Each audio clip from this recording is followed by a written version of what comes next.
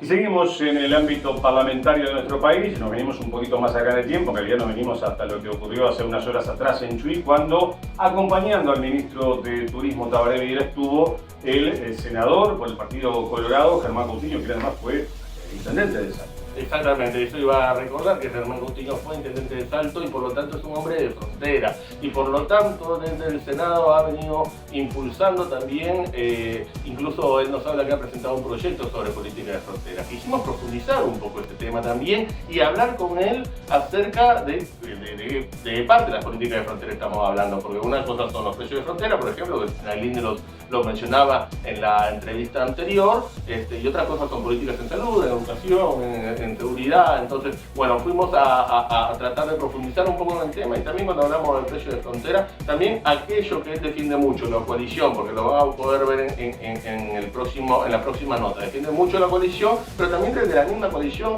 le hicimos recordar que Gandini, también en su paso por Chuy, dijo que en realidad los descuentos de IVA y MESI en la frontera no mueven mucho la aguja, así que vamos a ver qué nos responde Germán Coutinho.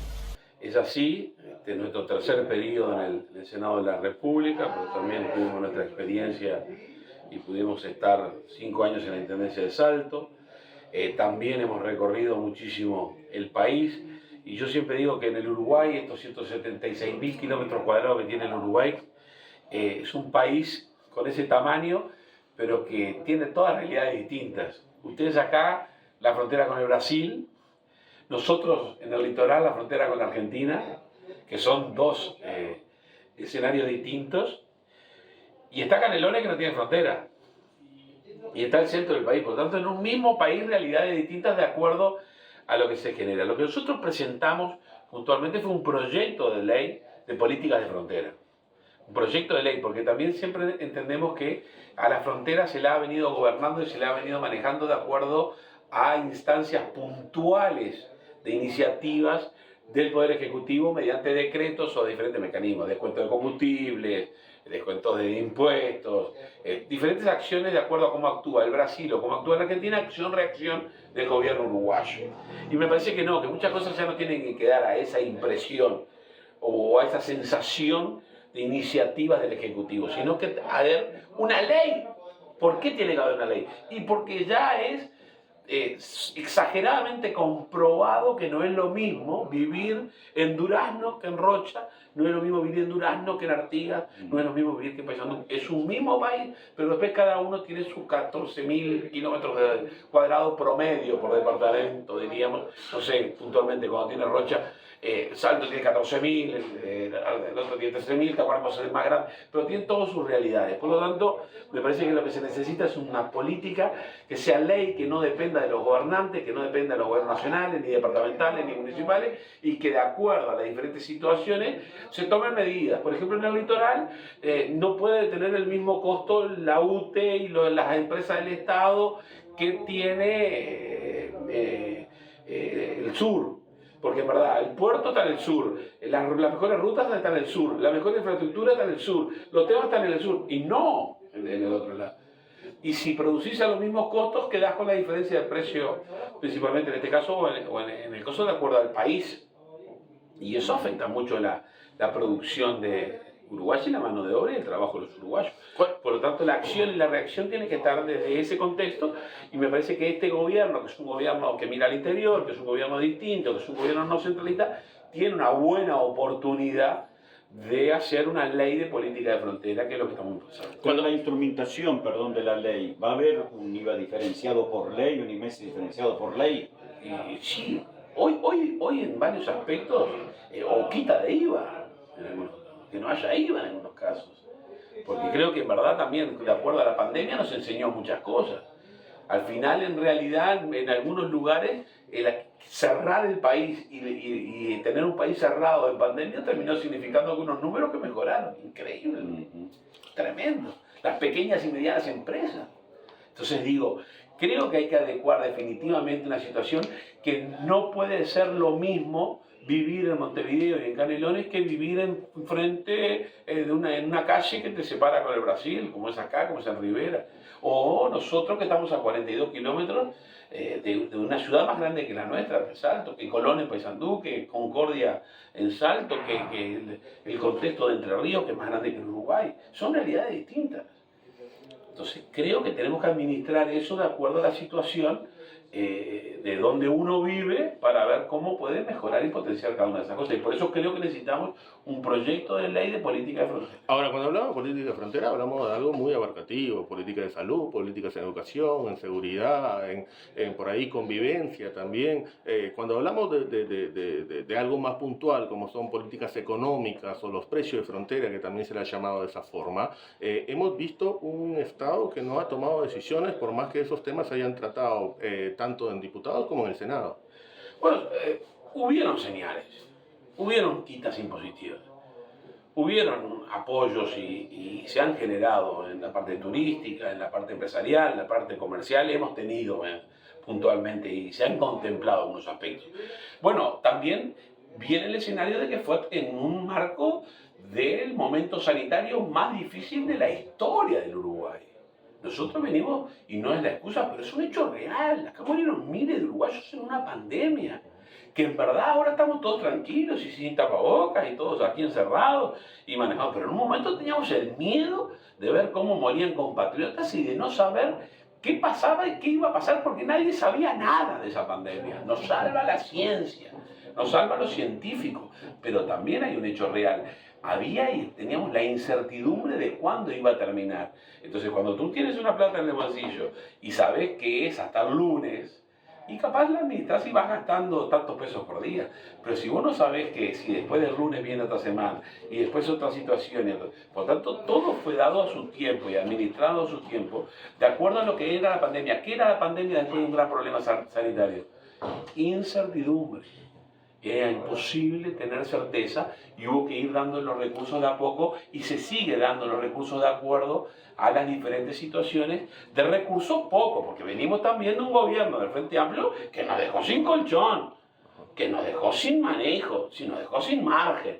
Y esa es la verdadera historia también. Acá hubo que administrar y generarse todo un contexto de situaciones donde no había colchones. Ahora, hubo que salir con todo a impulsar un montón de cosas donde la situación siempre estuvo muy complicada. Hubieron voces del sector empresarial que indicaban que, bueno, por ahí no movían la aguja estos beneficios, por ejemplo, en las tarifas públicas que se otorgaron en algún momento en pandemia. Pasado pandemia, porque ya pasamos un buen tiempo, tampoco hubieron señales, y vuelvo a repreguntar, con el tema de los precios de frontera específicamente. No, yo creo que el combustible movió la aguja, al menos en el litoral con Argentina. Y después que no tener la posibilidad de algunas que otras quitas puntuales de impuestos movió la aguja. Y de que después hubieran algunos costos que no se cobraron también mueve la aguja. Y si después podés utilizar en un emprendimiento el mecanismo de los seguros de paro como fueron pudiendo utilizar para que la gente no pierda, también yo creo que hay cosas que sí mueven la aguja. Lo que pasa es que también está bueno siempre pedir más, es parte de las organizaciones, es parte de las agremiaciones, es parte de lo que se junta. Nadie te junta para felicitar, se juntan para pedir. Por tanto, la oposición siempre va a decir que es poco y que no es suficiente. Y después los empresarios siempre van a tener que seguir, no están para aplaudir esta cosa, están para seguir planteando para que haya más facilidades, bajar los costos. Todas cosas que este gobierno en los deberes, cuando se lo mide, ha ido haciendo. Bajó la inflación, generó un montón de cosas importantes. Por lo tanto, yo entiendo y la lucha continúa. Pero a veces la lucha era... La gente está conforme con el gobierno, la gente va camino a respaldar este gobierno y hay que ajustar 4 o 5 cosas en situaciones históricas y difíciles, y yo creo que se van a venir 5 años más de coalición. A veces la lucha era dentro de la misma coalición, ¿no? Yo he escuchado, por ejemplo, al senador Jorge Gandini decir de que los descuentos de IVA no iban a solucionar ningún tema. Bueno, la coalición es un éxito. Porque acá primero lo que se había manejado era que eran 5 partidos que se habían juntado para ganar una elección y que después nunca más. Y eso no pasó. Acá cada vez que realmente se necesitó una coalición, estuvieron los 56 diputados y los 18 senadores. Para la ley de urgente consideración, para los presupuestos nacionales, para los presupuestos y las rendiciones de cuentas y para los grandes temas del país. Después cada uno marca su perfilamiento, su perfilismo, pero lo importante es que la coalición llegó para quedarse, es una realidad, que es parte del sistema electoral de este año y que definitivamente todo lo que se le pronosticó no sucedió y está unida Y uno, ¿cuándo ve la unión?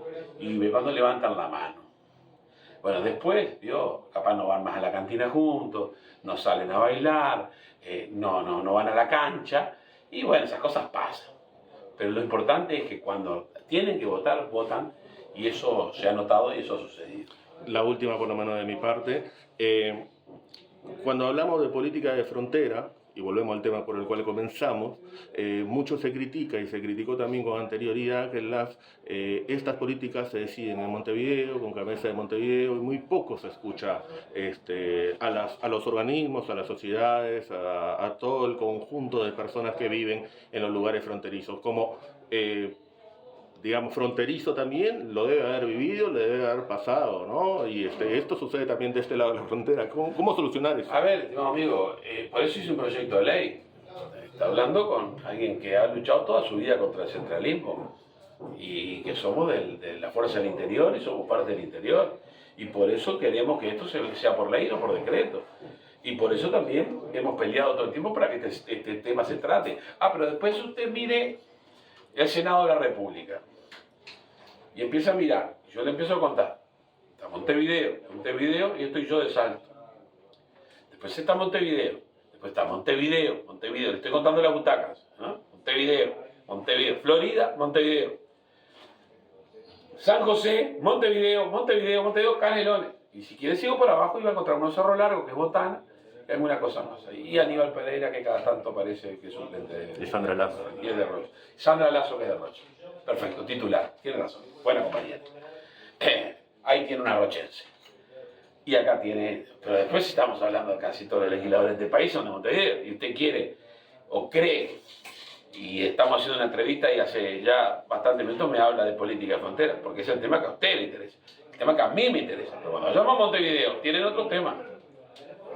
Lo que hay que hacer es empezar a poner el Parlamento con más gente de uno que de los demás. Justamente porque hay pequeñas cosas que nos está escuchando de repente doña Juana cuando esto salga al aire, que se fue a vivir 100 metros para dentro del Brasil y le sacaron la asignación del gurí que estudia en Uruguay porque vive en otro país. O sea, esa ley también tiene que cumplir, no solo los grandes empresarios, los maladoros, sino mire, al chiquitito. Cuando usted se va a vivir, pasa mucho en Artigas, eso también, pasa mucho en Madrid, cuando usted se va a vivir hacia otro lado, hace toda la vuelta. Es una cuestión, yo no sé si en un proyecto de ley, por ejemplo en el mío, no han visto el de Botana ni el de Javier. Mira, eso no está. Porque, ¿verdad? Usted, y en muchos casos, tiene para contemplar algunas cosas cuando vive en el Uruguay. Yo digo, todas cosas son para después ver el interés. Lo interesante y lo que tendríamos que lograr es que esa señora no se vaya a vivir al Brasil, que vea que es mucho mejor vivir en su país. Eso es lo que tenemos que evitar. Entonces, no es ese punto puntual después, es el antes del todo.